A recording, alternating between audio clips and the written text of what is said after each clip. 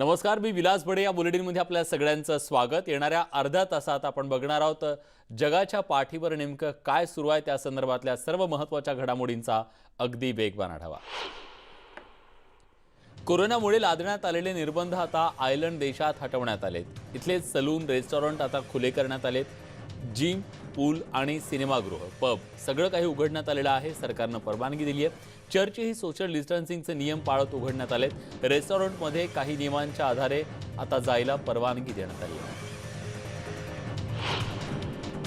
ऑस्ट्रेलियाच्या व्हिक्टोरिया राज्यात पुन्हा कोरोना बाधितांच्या संख्येत वाढ होताना दिसते. यामुळे मेलबर्न शहरातील काही भागात पुन्हा निर्बंध लावत असल्याचं प्रशासनानं सांगितलंय. 29 जुलैपर्यंत म्हणजे जवळपास महिनाभर हे निर्बंध लागू असतील. त्यानुसार नागरिकांना कारणाशिवाय आपल्या घराबाहेर पडता येणार नाही. निर्बंध हटवल्यानंतर आता अर्जेंटिनामध्ये हळूहळू पर्यटन स्थळं खुली करण्यात येत आहेत. अर्जेंटिनामध्ये स्कीइंग करण्यासाठी आता मोठ्या संख्येनं पर्यटक येत आहेत. बर्लोच इथल्या स्कीइंगसाठीचं ठिकाण पर्यटकांसाठी पुन्हा खुलं करण्यात आलंय. इथं देश विदेशातून पर्यटक हजेरी लावत असतात. सध्या देशातूनच पर्यटकांचा चांगला प्रतिसाद लाभेल अशी आशा इथल्या व्यावसायिकांना. अर्जेंटिनाची राजधानी ब्युनोस आयर्समध्ये पुन्हा एकदा निर्बंध लागू करण्यात आलेत. कोरोना रुग्णांची संख्या वाढते, त्यामुळे सरकारनं हा निर्णय लागू केलाय. सार्वजनिक वाहतूक व्यवस्था फक्त अत्यावश्यक कर्मचाऱ्यांसाठी असणार आहे. कपडे, सलून, रेस्टॉरंट अशा पुन्हा एकदा बंद करण्यात आली असून फक्त किराणा साहित्याची दुकानं खुली राहणार आहेत. न्यूझीलंडनं पुढील वर्षी अमेरिका आणि आशियाई नेत्यांसोबत मोठी बैठक आयोजित करण्याचा कार्यक्रम रद्द केलाय. ऑकलंडमध्ये एशिया पॅसिफिक इकॉनॉमिक कॉर्पोरेशन फोरमचं आयोजन करण्यात येणार होतं. या परिषदेला 21 राष्ट्रांचे प्रतिनिधी हजर राहणार होते, पण कोरोना संकटात अशा प्रकारची बैठक आयोजित करणं शक्य नसल्याचं न्यूझीलंडनं म्हटलंय. इंडोनेशियामध्ये कोरोना रुग्णांची संख्या वाढत असून उपचार करणाऱ्या काही डॉक्टरांचा सुद्धा यात मृत्यू झालाय. जकार्तामधील मायकेल मॅरेम्पे यांना रुग्णालयात उपचार करत असताना कोरोनाची बाधा झाली. त्यानंतर उपचाराच्या दरम्यान त्यांचा मृत्यू झाला. मार्च महिन्यात ते लग्नाच्या बेडीत अडकणार होते, पण कोरोनामुळे त्यांनी आपला विवाह सोहळा पुढे ढकलला होता. त्यांना आदरांजली देताना अनेकांचे डोळे अश्रूने पाणावले.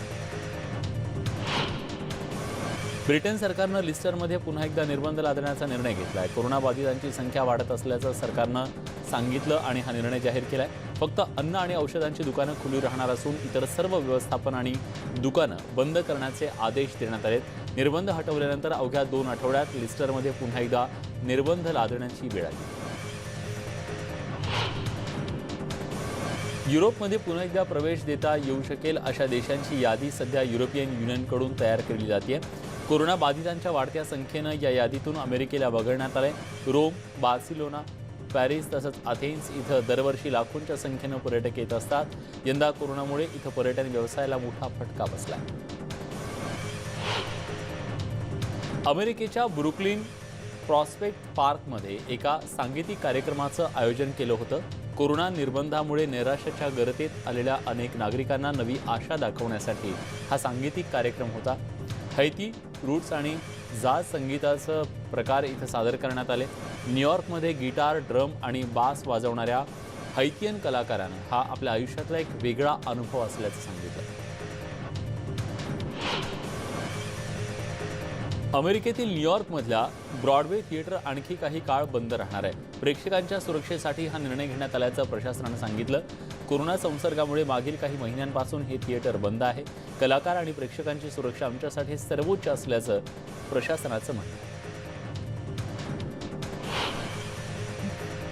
कोरोना बाहेरच्या प्रकरणात नव्यानं वाढ झाल्यानंतर सर्बियातील अधिकाऱ्यांनी राजधानी बेलग्रेडमध्ये फेस मास्क घालणं बंधनकारक केलं. Shopping malls, cafe, restaurant, night club, beauty parlour, gym अशा सर्व ठिकाणी हा नियम लागू असणार आहे. तरुणांकडून हे संक्रमण पसरत असल्याचं निरीक्षण आरोग्य विभागाकडून नोंदवण्यात आलं. त्यानंतर असे कठोर पावलं उचलली जातात. रशियामध्ये निर्जंतुकीकरणासाठी एक विशेष मोशन सेन्सर ट्रिगर बसवण्यात आलाय. एखादी व्यक्ती अगदी समोरून गेली तरी या सेन्सरद्वारे संदेश प्राप्त होतो. त्यानंतर तातडीनं धुराची फवारणी करत सॅनिटाईज केलं जातं. यात माणसाला हानिकारक करू शकतील असे कुठलेही घटक वापरलेले नसल्याचा दावा शास्त्रज्ञांनी केला. अमेरिकेच्या अरिझोना राज्यात सुद्धा पुन्हा निर्बंध लागू करण्यात आले. तिथली सार्वजनिक स्थळं बंद करत असल्याचं राज्याचे गव्हर्नर डग ड्यूसी यांनी सांगितलंय. नागरिकांनी फेस मास्क वापरावा, सोशल डिस्टन्स पाळावा, अन्यथा आणखी काही कडक निर्बंध लावावे लागतील असा इशारा सुद्धा प्रशासनाने दिलाय. इंग्लंडमधील निर्बंध उठवल्याचा आनंद एका कलाकारानं अनोख्या पद्धतीनं साजरा केलाय. लंडनच्या किंग्स क्रॉस इस्टेटमध्ये विविध कलाकृती काढण्यात आल्यात. कोरोना संसर्ग निर्बंधाच्या काळातले जग अशा विविध कलाकृती या कलाकारानं इथे साकारल्या. तसंच या कलाकृतींमधून सामाजिक संदेश देण्याचा सुद्धा प्रयत्न करण्यात आला. अमेरिकेची राजधानी वॉशिंग्टन डीसीमध्ये व्हाईट हाऊस जवळ आंदोलन करणाऱ्यांच्या विरोधात बळाचा वापर करण्यात आला. पोलिसांनी केलेल्या लाठीमारात एक ऑस्ट्रेलियन पत्रकार जखमी झाला होता. या प्रकरणाचा ऑस्ट्रेलियाने निषेध करत चौकशीची मागणी केली होती. पत्रकारांवर अशा पद्धतीनं बळाचा वापर करणं चुकीचं असल्याचं मत ऑस्ट्रेलियन सरकारनं व्यक्त केलं.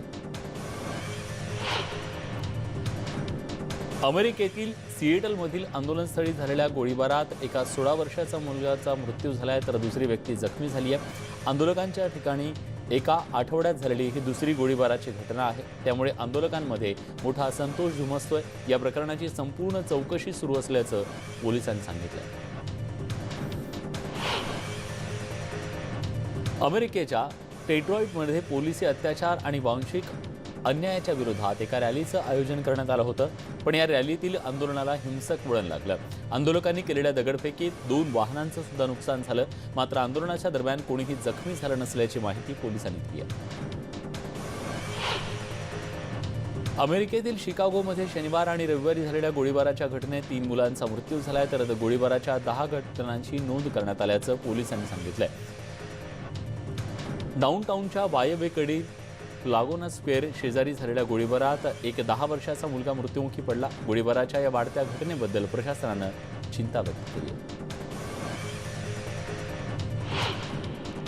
अमेरिकेच्या सिएटलमधील आंदोलनस्थळी झालेल्या गोळीबारात एकाचा मृत्यू झाला, तर दुसरा व्यक्ती जखमी झालाय. शहराच्या कॅपिटल हिल भागात ही घटना घडली आहे.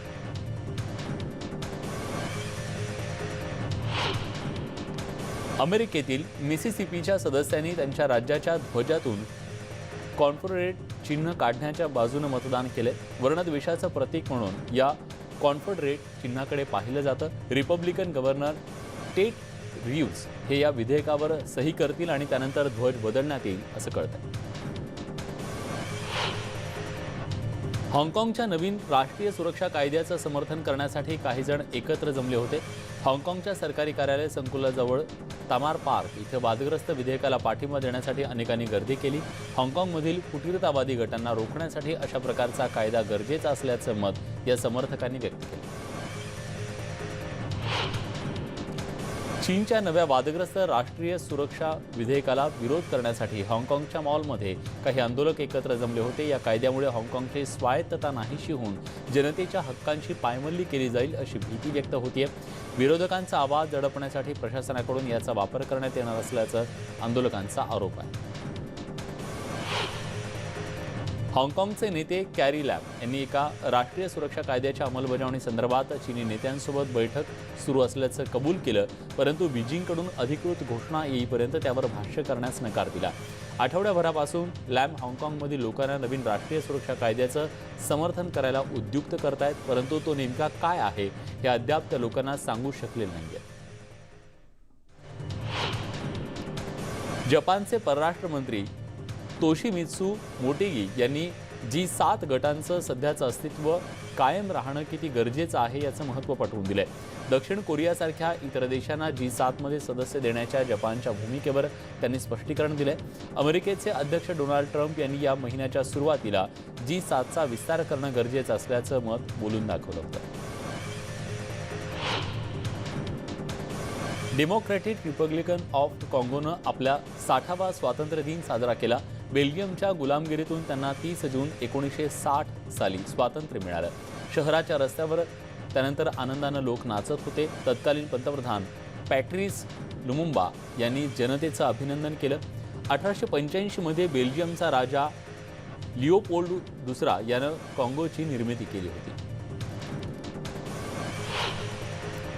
बेल्जियमच्या राजवटीत काँगोमध्ये अनन्वित अत्याचार झाल्याचं इथल्या रहिवाशांनी सांगितलं. 40 आणि 50च्या दशकात इथल्या स्थानिकांचा बेल्जियमच्या शासकांनी अक्षरशः छळ केला. अनेक त्याच्या कहाण्या सुद्धा प्रसिद्ध आहेत. ज्येष्ठ स्वातंत्र्य सैनिक या कहाण्या आजही सांगतात. स्वातंत्र्य दिनाच्या पूर्वसंध्येला अनेकांनी या आठवणींना उजाळा दिला. या छळाबद्दल बेल्जियमचे तत्कालीन पंतप्रधान चार्ल्स मिशेल यांनी दिलगिरी सुद्धा व्यक्त केली आहे.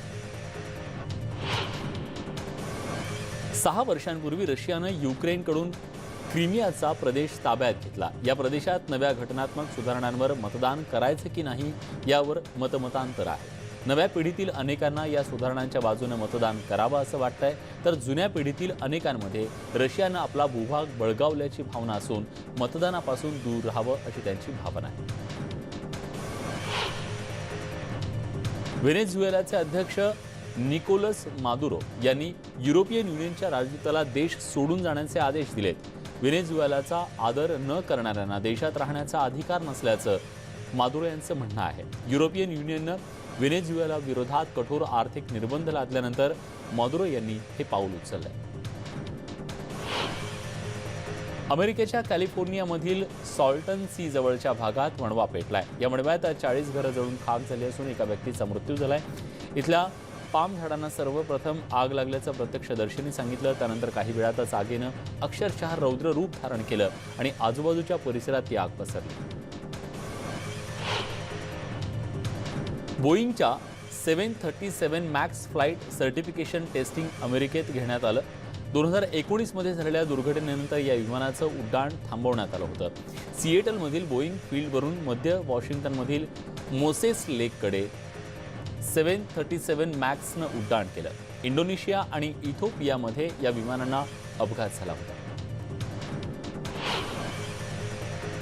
फ्रान्सचे अध्यक्ष इमॅन्युएल मॅक्रॉन यांनी लिबियातील तुर्कीच्या हस्तक्षेपावर जोरदार टीका केली आहे. तुर्कीची लिबियातील कारवाई अस्वीकार्य आहे, तिचा निषेध केला पाहिजे. तसंच तुर्कस्तानच्या सैन्यानं फ्रान्सच्या नौदलाविरोधात केलेल्या कारवाईचा सुद्धा त्यांनी निषेध केलाय.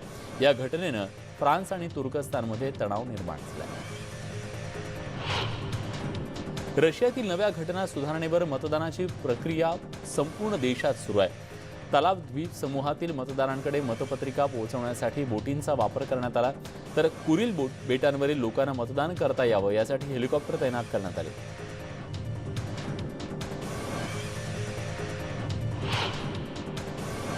कोसोवोच्या अध्यक्षांनी 98-99 दरम्यान युद्ध गुन्हे केल्याच्या आरोपाचा इन्कार केलाय. अल्बेनियन लढवय्ये आणि सर्बियामध्ये यावेळेस सशस्त्र संघर्ष झाला. या संघर्षाच्या दरम्यान आपण कोणताही हस्तक्षेप केला नसल्याचं कोसोवोचे अध्यक्ष हाशिम थासी यांनी म्हटलंय. तुर्की सैन्यानं इराकी तुर्की सीमेवरील उत्तर इराकमध्ये 5 नवीन पोस्टची स्थापना केली आहे. तुर्कीनं अलीकडेच कुर्दिश बंडखोरांना लक्ष्य करत लष्करी मोहीम हाती घेतली. या कारवाईचा इराककडून निषेध करण्यात आलाय. तुर्कस्ताननं शार्निश आणि बांका खेड्याभोवती हवाई हल्ले केले. उत्तर युरोपमधील रेडिओ ॲक्टिव्हिटीमध्ये वाढ झाल्याची कोणतीही माहिती नसल्याचं रशियन लष्करानं सांगितलंय. अणुऊर्जा प्रकल्पातील इंधनाचा घटक पाण्यात मिसळले असावेत अशी भीती डच अधिकाऱ्यांनी व्यक्त केली होती. रेडिएशन सेफ्टीवर देखरेख ठेवण्यासाठी आमच्याकडे अत्यंत अत्याधुनिक यंत्रणा असल्याचा दावा रशियाने केलाय. जगाच्या पाठीवरील या सगळ्या बातम्यांसोबत बुलेटिनमध्ये एक छोटासा ब्रेक घेतोय. ब्रेकनंतर आणखी काही देशांमध्ये जाऊया, जाणून घेऊया तिथली वित्त बातमी. कुठे जाऊ नका, पहा फक्त न्यूज 18 लोकमत.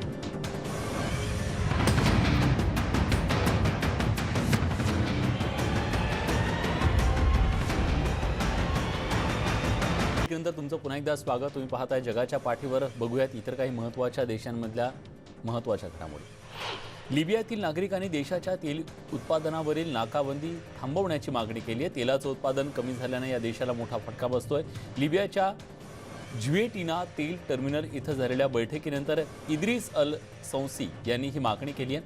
उत्पादन वाढल्यास त्याचा महसूल दहशतवाद्यांच्या हाती जाणार नाही याची खात्री घेऊ असा विश्वास सुद्धा त्यांनी व्यक्त केला आहे.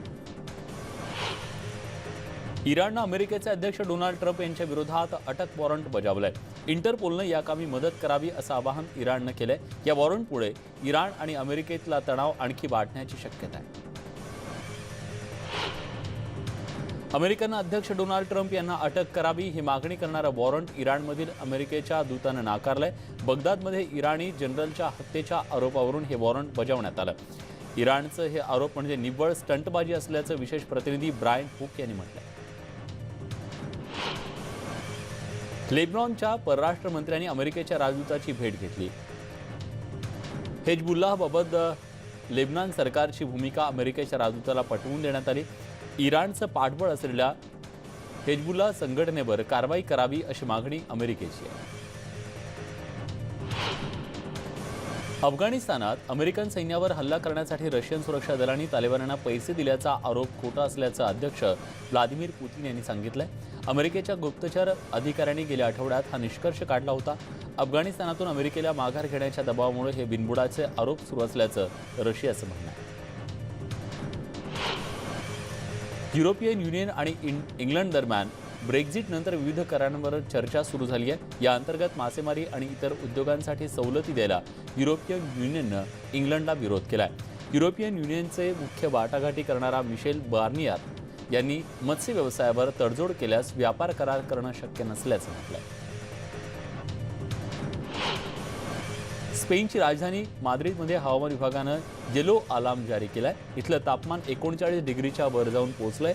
उत्तर आफ्रिकेतून येणाऱ्या गरम हवेमुळे स्पेनमध्ये उष्णतेची लाट पसरली आहे. आणखी काही दिवस पारा असाच राहणार असल्याचं प्रशासनानं स्पष्ट केलंय.